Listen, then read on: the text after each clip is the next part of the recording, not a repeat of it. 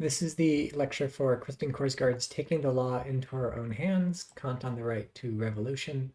The only thing to mention before you read this is that you'll notice kind of in the beginning section, especially Kant on revolution and for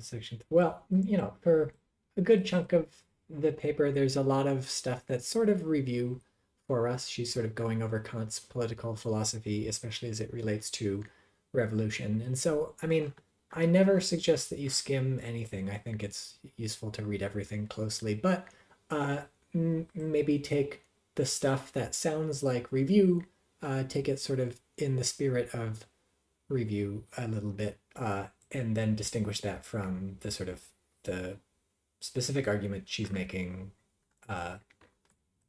later as you get in the rest of the paper. So just, I don't know, this is just like the Saturday article had some sort of broad overview of Kant's political philosophy. We also get that a bit in Korsgaard. So be ready for that.